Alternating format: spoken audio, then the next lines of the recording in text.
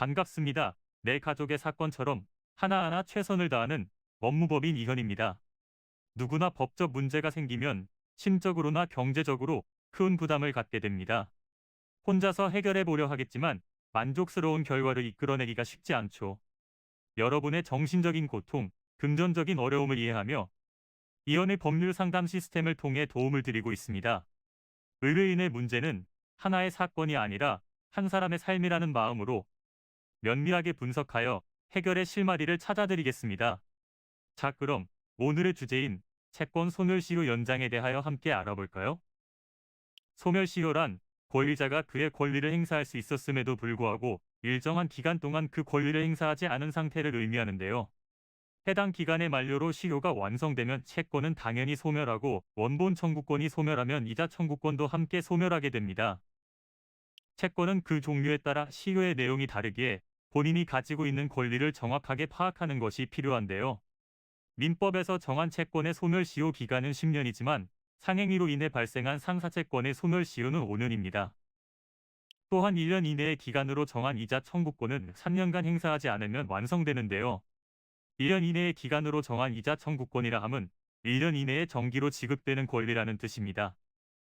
만약 채권을 행사할 기간이 얼마 남지 않았다면 채권 소멸시효 연장을 고려해 보시는 것이 좋겠죠.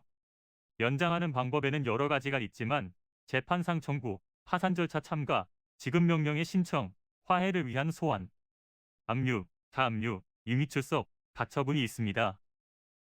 중단되면 경과한 시간은 무효가 되며 다시 요건을 갖춘 때부터 새롭게 시효는 진행이 되고 그 효력은 당사자 및 승계인에게만 미치고 있습니다. 또한 상황에 따라 정지도 가능한데요. 정지의 사유로는 무능력자, 혼인의 종료, 상속재산, 천재, 사변 등이 있습니다. 정지가 되면 중단과 다르게 경과한 시간은 유효하며 정지 기간 동안의 진행이 멈췄다가 나머지 기간을 다시 진행하게 됩니다. 따라서 권리를 행사할 수 있는 기간이 얼마 남지 않은 상태라면 소송을 통해 시효를 중단해야 할 텐데요. 소를 제기한다는 것이 간단한 문제가 아니기에 촉박하게 느껴진다면 내용 증명을 보내는 것이 좋습니다.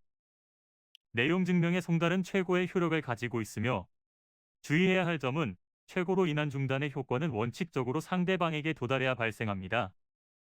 이는 간단히 분석될 문제가 아닌 경우들이 대부분이므로 꼭 법률적인 상담을 받아보는 것이 현명하다고 볼 수 있습니다. 그리고 가능한 한 긴 싸움이 되지 않도록 최대한 빠르게 조치를 취하는 것이 좋습니다. 미루면 미룰수록 사건에 대한 난이도가 높아질 수도 있기 때문이지요. 가벼운 병도 방치를 하면 상당히 무거운 병이 되듯이 이 또한 역시 사전에 바로 잡으셔야만 간단한 조치로도 해결할 수 있는 가능성이 높아지는 것입니다. 여러분이 골머리를 앓고 계신 그 사안, 저희 법무법인 이현에게 알려주세요. 이현의 법률 상담 시스템을 통해 든든한 지원군이 되어드리겠습니다.